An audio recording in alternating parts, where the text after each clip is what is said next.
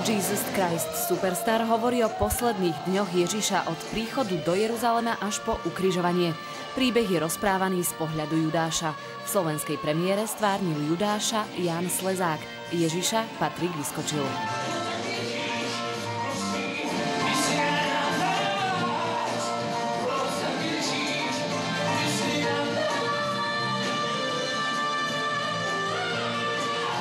Keď Janko došiel s tým, že ty budeš Judáš, tak ja som opäť musel skonštatovať, že opäť mi veríš viac, než ja sám sebe. Je to príšerne ťažké po psychickej stránke. Cítil som, že dozrel čas. Proste. A ja to stále hovorím, že nielen, že som mal ja subjektívny pocit, že som na ňo dozrel tým ľudí, ktorí to môžu robiť. To je moja osobná výpoveď. Je to môj pohľad na svet, môj pohľad na divadlo, môj pohľad na ľudí, ktorí divadlo robia.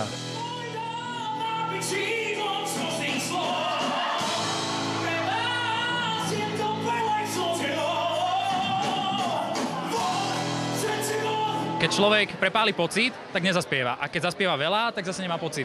Presne nájsť tú hranicu, to bolo to najťažšie. Režisér Jan Ďurovčík stavil v inscenácii na živú hudbu. Rokovú operu odohrala kapela I Am The Smile. Máriu Magdalénu hrá Nela Pocisková.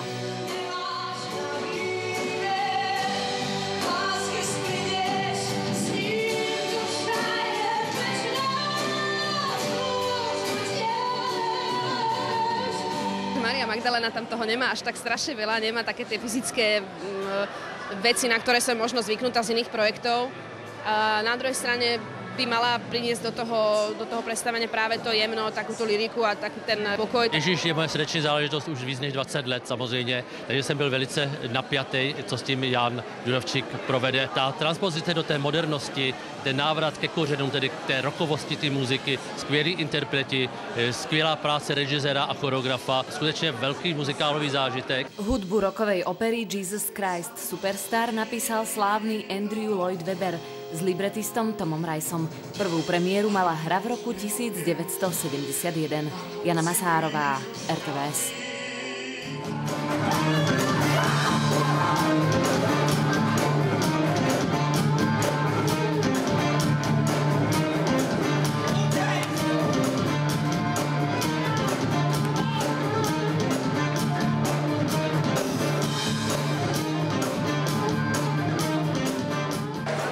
Dnešný večer veľmi silný, veľmi osobný a spojenie takých veľa vecí dokopy.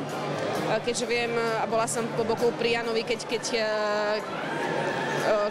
som vedela, že toto je ten jeho taký srdcový titul, taký ten vrchol. Čakal som na okamih, kedy dozriem ja, kedy dozrie môj tím, kedy dozrú ľudia okolo, lebo toto zaspievať je proste nemožné.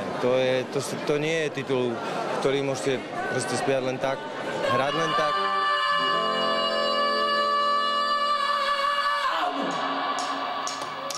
Toto je celoživotná príprava na takéto dielo. Ja musím robiť 20 rokov tituly, aby vám potom dovolili urobiť non-copyright verziu, čo znamená moju vlastnú verziu tohto muzikálu.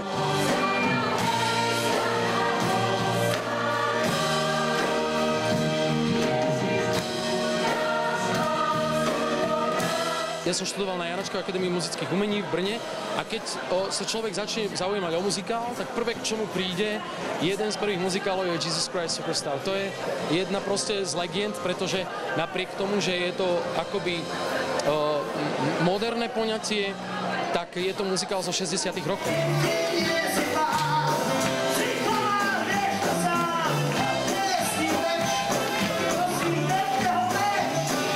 Som veľmi rád, že na Slovensku sa uvedlo niečo so živou kapelou.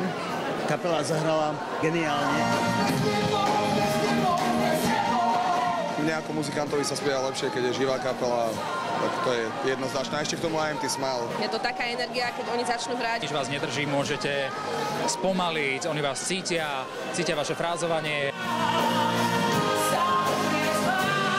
Veľmi nás to posúva, je to pokorné hranie, nie je to I Am The Smile, nie je to Tasslerovi, je to proste úplne čo iné, čo sme doteraz nerobili. Ja bývam ešte 5 minút od tejto budovy, to je krásne, ísť si takú prechádzku, prejsť sa tu, zahrať každý večer predstavenie.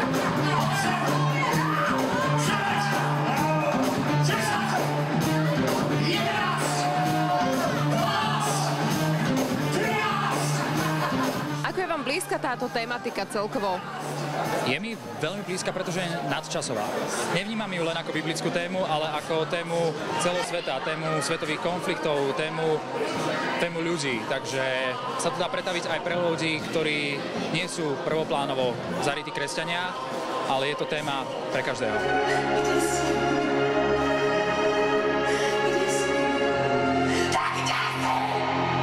Ide aj o vec, ktorá sa dá úplne preniesť do dnešného života a tým pádom je to úplne prirodzené a myslím si, že každý, kto príde na predstavenie a bude to vnímať, tak sa dokáže nájsť v tom alebo dokáže nájsť svet, ktorý sa teraz deje okolo. No práve sme teraz od tieto dni premiérujeme rokový muzikál Jesus Christ Superstar. Je to veľkolepé dielo od Andrew Lloyd Webbera. To je vlastne dielo, čo patrí do top svetových muzikálov. Presne tak. Na čo všetko sa môžu záujemcovia, teda, ktorí si chcú pozrieť tento muzikál, tešiť? Čo je tam také nové? Novinka je to, že vlastne prvýkrát máme takéto spojenie, že v divadle nás doprevádza kapela IMT Smile, ktorí nám vlastne hrajú hudbu. Výborné. A my vlastne máme každé to predstavenie aj pre nás ako iné a nové, lebo nikdy nevieme, ako to presne bude.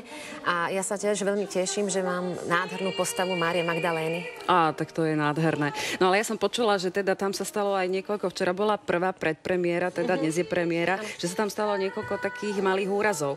Dokonca aj ty máš modrinu. Mám také škaredé koleno. To je vlastne taká, by som bola bežná vec teraz, lebo to je tak divoké predstavenie plné emócií, tanca a nasadenia, že vždy sa tam niekomu niečo takéto drobné pritrafí. No tak my už to tak berieme, že to asi je normálne, že človek príde domov, vyzerá dobitý. Ako dlho ste pripravovali tento muzikál? Dosť rýchlo, lebo väčšinou sa to pripravuje 2 mesiace, ale stihli sme to asi niečo vyše mesiaca sme to skúšali. Jano Ďuročík je prísny, tak ako v Tanci snov. Tak áno, my ho už poznáme ako prísneho, ale ja myslím, že práve pri tomto muzikáli sa tak nejak upokojil, možno tým, že to naozaj bere ako aj svoju srdcovku, takže bolo to také už iné skúšanie. Kati, teraz teda ty si zaneprázdnená, no ale čo tvoja záhrada, netrpí tým? Lebo ja viem, že ty máš veľkú krásnu záhradu. No tak teraz tým trpí, lebo naozaj som nemala čas sa tomu venovať.